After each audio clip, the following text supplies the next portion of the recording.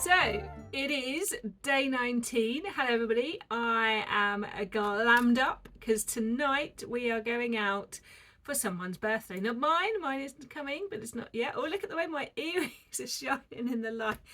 I will put in a full outfit picture for you, but I'll tell you now, this is a Westcliff dress made with some fabric that I bought last year from Fabric Godmother, and I extended it to be sort of ankle length.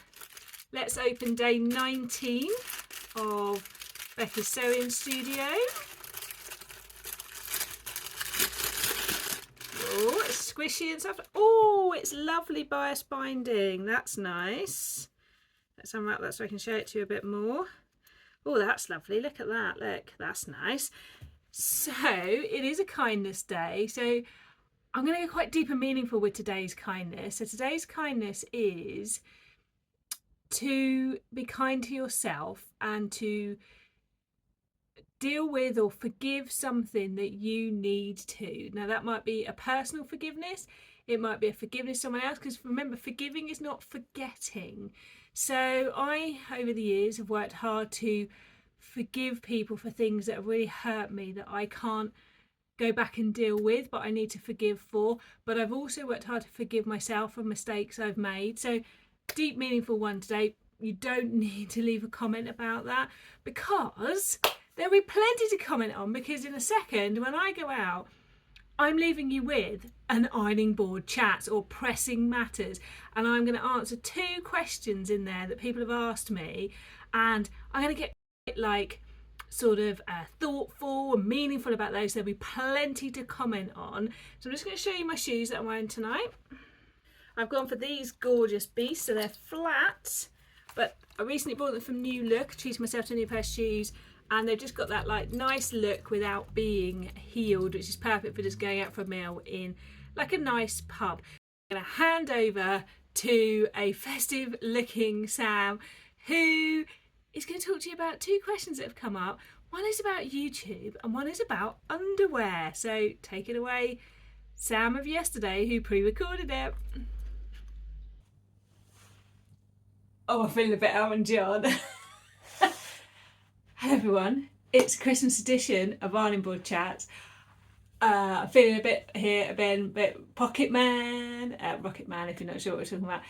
They're going to have to come off, but the world feels odd through them. They're coming off, but I have dressed up for the Christmas edition of Pressing Matters or Ironing Board Chats, whatever you like to refer to it as. So today we're going to do some ironing. I'm going to chat to you while I'm ironing. The iron is getting ready, it's steaming up, and we'll chat while I answer things. Now I think you've probably seen most of the fabric I'm about to show you, but I will give a little mention in between the chat as I go along. And somebody did say they wanted to teach me how to iron. It's okay, I'm good. I've been ironing since I was about 11. I used to have to iron to get my pocket money. I iron my fabric in a certain way because I know I'll press it again when I make the item. It's just enough that I feel it's nice. So don't worry, I'm all good. Right, let's get the first bit and get started. Right, I just pulled up a few bits and then I'll pop the other bits down behind me. So, I thought for Ironing Board Chats today, we could answer some of the questions that I asked people that I said I would answer during the Vlogmas period. So for question 1, I have answered a couple randomly already. If you wanted one of them, I answered it right back at the beginning of Vlogmas, which is about what do I do for a job. So I did answer that one, and I also answered the one about if you'd follow someone around for a day, who would you follow? So I had a bit of a dirty iron there. Needed to clean it against the ironing board. Right, so Somebody asked me sewing lingerie. Well, I've never done it.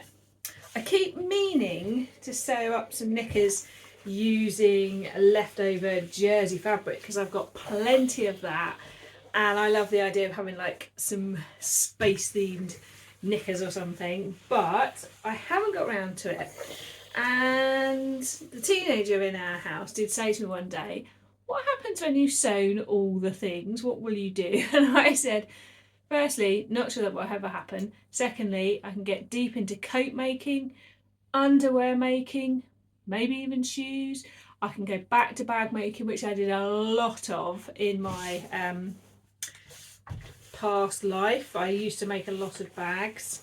So I was like, don't worry, I think I'm good. So I keep meaning to do it, and I think what I've decided is it's going to be a 2025 thing, and like most things I do, I'll take a deep dive. Let me know if you'd like me to share, like I've done with quilted jackets, trousers, t-shirts, jumper ones coming. Would you like a deep dive into free patterns, purchase patterns of sort of knickers, bra tops? Let me know. Can't guarantee I'm going to model them. I have to say, much respect to the Specky seamstress. She did share hers. I'm not sure. Maybe I'll have a better pair of tights underneath maybe for you. But would you like a deep dive? Would you like me to do that? Because it's definitely on my to-do list for 2025. I'm really feeling it. And I know there's been like sew-alongs and things before, but rather than a sew-along, I might just take a deep dive into the different kinds and what like the free patterns are like compared to some of the paid for patterns. Bra making, I do look at it and I do like the look of it. I remember watching Liz the baker that sews. She bought some of those kits from the new craft house.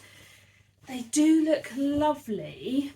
I just worry that I'm not precise enough, honestly. You know, I probably could put my mind to it and do it. I feel like, again, I would need to take a deep dive. I would probably start with like sort of the bralette type ones. I'd quite like to do that, like sort of like the comfy ones that you can wear like as bikini tops, that sort of thing. But quite honestly, the other part of the question someone asked was, what's my favourite lingerie brand? Wasn't sure about the question. I'm sure you didn't mean it to come across in a bit of an odd way, but honestly, I'm a bit of an M&S girl. I couldn't before I had my breast reduction. If you haven't seen my breast reduction journey, it is in my YouTube list. I could link it below. I will link it below. Prior to October 2022, I could only buy bras from places that did big enough sizes. Post breast reduction, I have been able to buy from mainstream places, which is a bit of a treat because they're a lot cheaper and you get more choice. I'm still in the plus size section, which I find quite interesting. It's because of the band to cup ratio. But yeah, I just M&S really. So yeah, I think I would like to, but again, if I'm going to do it, I'm probably not going to dabble. I'm going to really sort of go for it in terms of if I'm going to learn, that'll be it then. I saw someone had an amazing like advent calendar, which is from like a bra making company. So they get like nice bit of lace one time and a bit of power mesh another time, a bit like that lovely bag makers one that I've seen people opening. So if I was going to do it, that's the problem. is I would then, you've seen when I'm looking for vintage tablecloths, I've got vintage tablecloths. When I'm sewing jersey, I've got jersey. I've got colours of ribbing to choose from. I've got a box of binding. I don't really do anything like in a sort of midway. So if I did go into that, yeah, I'd end up getting a selection and then playing around with patterns and colours. So yeah, I think knickers and bralettes 2025. Full on bra making, not sure yet. We'll see. So there you go. Bit of underwear chat there. So the other question that I really thought would be great fun today as we come towards the end of 2024 is someone asked me, should I start a YouTube channel? Now, firstly, if you are thinking of starting a YouTube channel, I did a series of 3 or 4 vlogs to help you with setting one up, and I know several people have said to me it really helped me get started, so I'll link those below as well. But I thought I'd go bigger than the how to, because this person said, should I? So I had a big think about it. I really enjoyed my review of 2023. I did it in multiple parts with you all this time last year, and I'm going to do it again this year, so I will take you along with me. Last year I gave you the links to the things to do it with me, and we'll do that again. At least one of those episodes will be in that crimbo limbo bit between Christmas and New Year, so we'll do that together then. But it does start with like the bigger thinking. If you are a podcast member, we've also given you some resources around reviewing your selling and things. So should I start a YouTube channel? It's a really interesting question, isn't it? Because let's go back to, why did I start my YouTube channel? I started my YouTube channel because, and I have told this story a bit before, but bear with, because where is it now? In 2022, I have to think for a minute, I went through a really difficult time, one of several, which when you reach my age, life has a tendency to visit you every now and again with these challenges. And in 2022, I went through a really difficult time. And actually, the sewing community YouTube channels really helped me, and they became like virtual friends. And I know that I feel like that's some of you, which is great because you feel like that to me too. And I decided to do my own channel to give back and hope that I could give to others what I had gained from it. There were times in 2022 when there were days where I didn't want to get out of bed. But actually, I've always created, I've always made things, and I've sewn before and done all sorts of things. But watching people like Liz the baker that sews, Christine of Gemini Stitches, lots of people, but they were 2 that really stuck out, got me going on something that I'd forgotten about in all the stuff that was going on, and got me started again. And actually, I've got to know Liz in person, Christine has become a brilliant friend, and it's just, I've made so many friends now from this. But I had made videos during lockdown as a head teacher for assemblies for my families to watch at home at a time that worked for them, because it wasn't always possible to do them live for lots of reasons. So I used to do 1 live a week and 1 pre-recorded.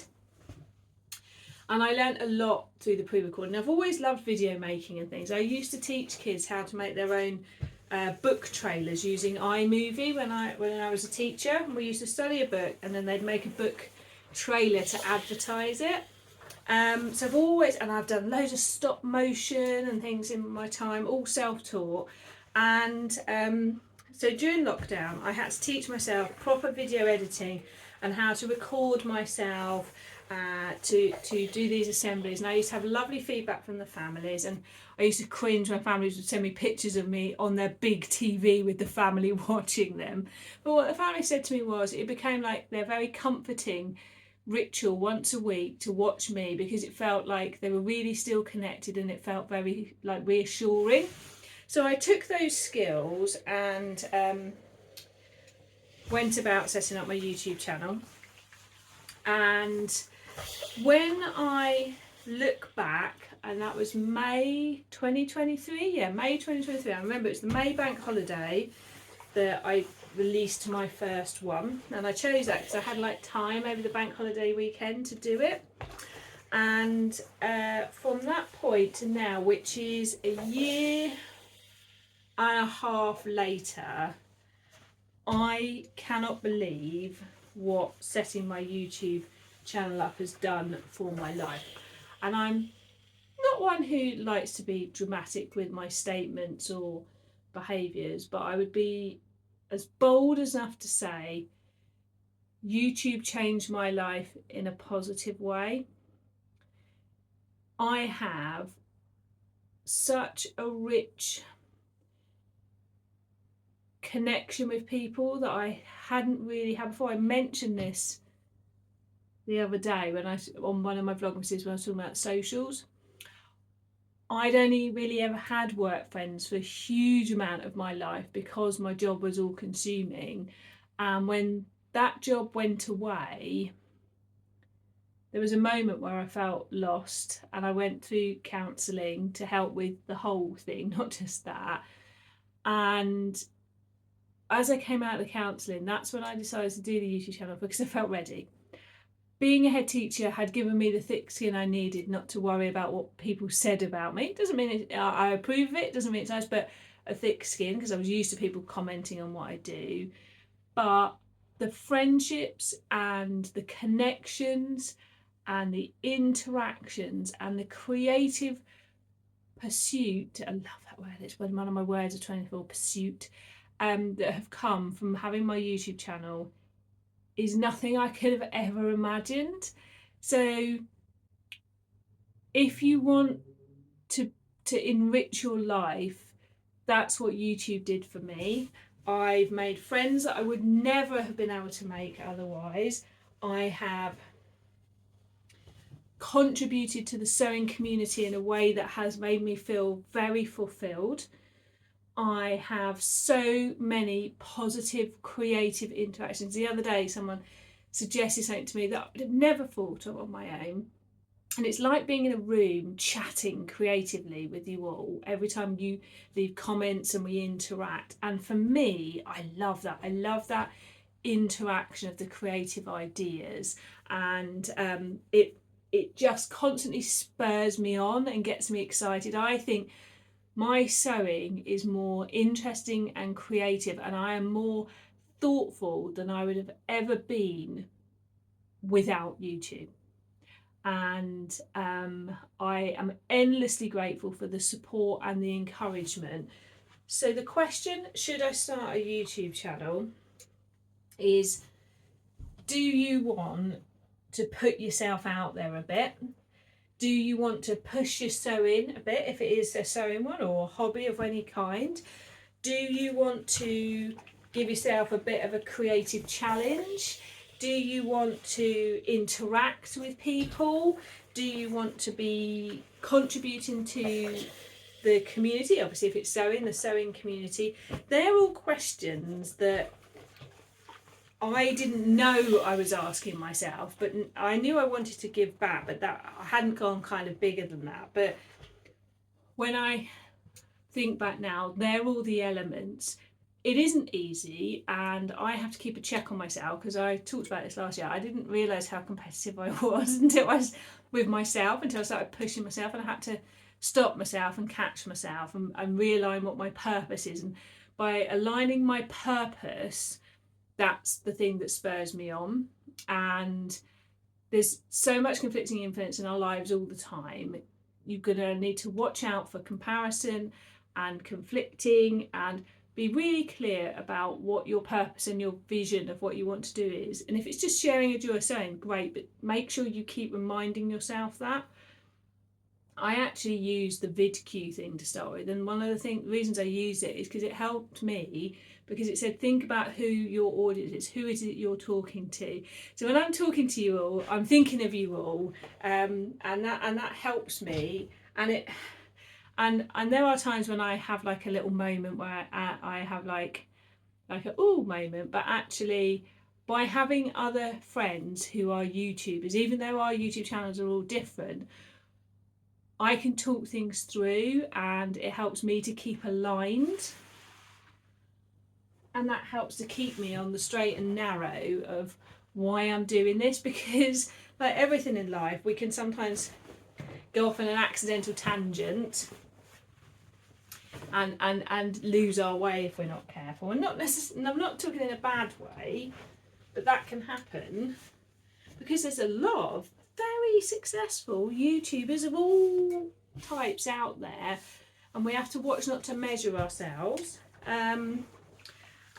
But I have loved, I would never have sewn 8 quilted jackets if I didn't have a YouTube channel, and I loved it. I loved exploring it, trying it, searching for quilts to make, and I love all of those thoughts. And I love right now that I'm researching loads of different sweatshirt patterns to be able to tell you about different patterns and which one might work, and I love the requests and the suggestions, and as I say, the comments that people make push me, and that for me is incredibly fulfilling. Now I am sure if we asked every YouTuber out there, they're all getting something different out of it. And I couldn't have told you at the beginning. So the question, should I start a YouTube channel? If you're prepared for it not to be straightforward, if you're prepared to need to work at it a bit, if you're prepared to sort of stumble, but also prepared to get great things out of it, and it is certainly one of those ones that the more you interact, the more comes back, I would say. So there you go, that's my answer to that question. I'm really sorry, I can't remember the name of the person who asked, and I do hope they see this. I might find them and let them know, but there you go. So what I'm ironing right now is a duvet cover, which I don't know that I've shown you. I found it in a charity shop. It's that on one side and black stripes on the other. It's a single duvet cover, but I thought make an amazing shirt or summer dress, and it had a pillowcase with it as well. It feels very like new. It doesn't feel like bobbly or anything. It feels cotton as well. So yeah. Charity shopping is a bit the same as YouTube. You just never know, and I can go for months not finding a decent duvet cover. So please don't feel disheartened if you've got to keep searching. As my niece says, it is a treasure. It's a treasure shop. You've got to keep treasure hunting to find those little bonus things. And the same with the quilts. I can go for months and months and months without finding one, and then suddenly walk into a shop and bingo, there is one.